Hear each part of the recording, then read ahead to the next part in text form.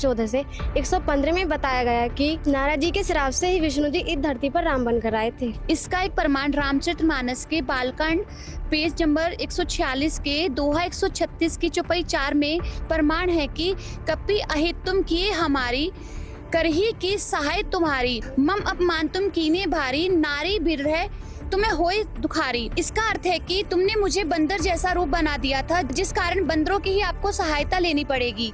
मैं जिस स्त्री को चाहता था आपने उससे मेरा वियोग कराकर मेरा भारी अहित किया है, जिसके कारण आपको नारी का वियोग सहना पड़ेगा। इससे यह सिद्ध होता है कि नारद जी के श्राप से विष्णु जी को त्रेता युग में राम जी के रूप में आना पड़ा और अपने कर्म बंधन के कारण पूरा जीवन नारी के वियोग में रहना पड़ा। और उसी कारण से वे पृथ्वी पर आए थे, और इसके अलावा उनके पृथ्वी पर आने का और मेन उद्देश्य जो है और कोई कारण नहीं है, यही एक कारण है। और एक वीडियो क्लिप भी आपको मीडिया हाउस को दी है, वो अगर वीडियो क्लिप चले तो बहुत अच्छा है। जी हाँ दर्शकों, हम आपको वो वीडियो दिखाना चाहेंगे जो आपने पहले भी बहुत बार देखी होगी और आप अक्सर देखते आए उस वीडियो को। मैं वो क्लिप आपको दिखाना चाहूंगा। ये क्या किया आपने?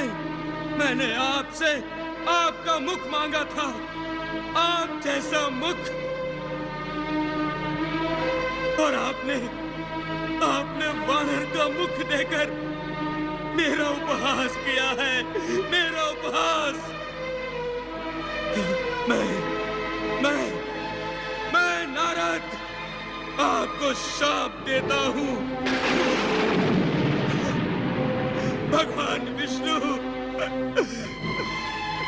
एक ऋषि जैसे स्त्री के वियोग में जिस तरह मैं तड़पा हूँ, वैसे ही एक समय नारी विरह में आपको भी व्याकुल होना पड़ेगा, आपको भी। यानी यहाँ पर इस ऐतिहासिक ज्ञान चर्चा में हमें राम जी के जन्म को लेकर दो तथ्य हमारे सामने आए हैं। एक पक्ष ने बताया कि राम जी का जो जन्म है वो यहाँ पर अधर्म का नाश करने के लिए हुआ था, लेकिन इन्होंने एक और रहस्यमयी बात यहाँ पर बताई है कि जो राम जी थे वो यहाँ पर कर्म बंधन के कारण इस धरती पर आए थे। तो अभी मैं रुक करना चाहूंगी ऑडियंस की ओर और जानते हैं जनता जनार्दन के इस बारे में क्या विचार है। जी हाँ दर्शकों, जनता जनार्दन से भी इसके बारे में जानना उतना ही आवश्यक है जितना कि दोनों पक्षों की बातें हैं, क्योंकि दोनों पक्षों की बातों का निर्णय यहीं पर होगा। जो आम जनता है वो इसका फैसला करेगी तथ्यों के आधार पर। तो बहन जी बताइए, आप क्या अपने विचार रखते हैं इस बात पर? मैं इनसे एक क्वेश्चन करना चाहूंगी। जैसे कि संत रामपाल जी महाराज के शिष्यों ने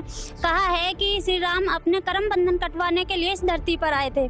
हम भी श्री राम की भक्ति इसीलिए करते हैं ताकि हमारे कर्म बंधन कट सके। सारे धर्मगुरु यही बताते हैं। अगर ये सब चीजें गलत हैं तो राइट वे क्या है? दर्शकों, यहाँ पर हमारे तथाकथित धर्मगुरुओं के बयानों में विरोधाभास स्पष्ट दिखाई देता है, जिस कारण इस बहन के मन में भी ये शंका उत्पन्न हुई कि हम श्री राम जी की भक्ति इसीलिए करते हैं ताकि हमारे पाप कर्म कट सकें और कर्म बंधन समाप्त हो जाएं।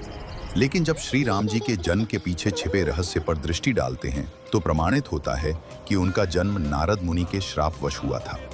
इसी विषय पर सुनिए संत रामपाल जी महाराज जी के सत्संग प्रवचन। पुण्यात्मा, विचार करने की बात है कि श्री कृष्ण जी और श्री रामचंद्र जी और श्री विष्णु जी अपने श्राप को, अपने पाप को, कर्म दंड को नहीं समाप्त कर सके, नाश नहीं कर सके। उपासकों का कैसे कर देंगे वह? जैसे श्री विष्णु जी को श्राप दिया था नारद जी ने, और ये श्राप दिया था कि नारद जी के मन में विवाह कराने की प्रेरणा होगी, और उसने देखा कि राजा की लड़की का स्वयंवर था और उसमें लड़कियां अपनी मर्जी का पति अपनी इच्छा से सिलेक्ट करती थी और राजा लोग बैठ जाते थे वहां सामने आके। नारद जी ने विवाह कराने की सोची और फिर सोचा भी मेरा विवाह कौन करेगा, मैंने तो कचकोला कढ़ा रखा है, इतनी मोटी छोटी सर पे और शकल भी ठीक को ना। तो उसने सोचा कि भगवान विष्णु से उनका स्वरूप ले लेता हूं। एकांत में जाकर टेलीफोन किया, याद किया, श्री विष्णु जी प्रकट हो गए। नारद जी ने कहा भगवान मैंने विवाह करवाना है और आप मना मत करियो, आज पहली बार आपसे कोई वस्तु मांग रहा हूं, मुझे आप हरि रूप चाहिए, मुझे हरि रूप चाहिए, अर्थात आपका सुंदर स्वरूप मुझे दे दे। श्री विष्णु जी ने कह दिया तथास्तु। अब उसका बंदर का मुंह लग गया, बंदर का। हरि माने बंदर भी होता है।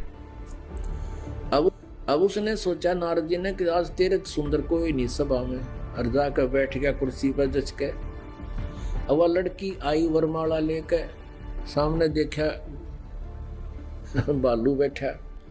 अब वह एक कदम पीछे से होकर आगे चली गई। नारद जी ने सोचा शायद लड़की की दृष्टि नहीं पड़ी मेरे ऊपर। वहां से उठकर एक और खाली चेयर थी, दूसरे लोग वहां जा बैठा। जो वहां से भी लड़की आगे निकल गई। नारद जी कहने लगे भाई ये अंधी है क्या? और दूसरे तो बोला, साथी ने उसको ये दिखा दिया दर्पण, अब देख अपनी शक्ल तो देख लिया, हमने डर लगे तेरे थे। तब उसने देखा जब दर्पण यानी अपनी शक्ल देखी, उसने बिना गिनती की गाली दे दी विष्णु भगवान को, नारद जी ने। और उसी समय विष्णु जी आगे और विष्णु जी के गले में वरमाला उस लड़की ने डाल दी। तब नारद जी ने विष्णु जी से कहा कि तू सचमुच धोखेबाज है। जैसे आज मैं एक औरत के वियोग में रो रहा हूँ, एक जीवन तू सारा अपनी पत्नी के वियोग में रोएगा, तुम्हारा कभी मिलन नहीं हो पाओगा। उसी श्रापवश श्री विष्णु जी श्री रामचंद्र रूप में अयोध्या के राजा दशरथ के घर जन्मे।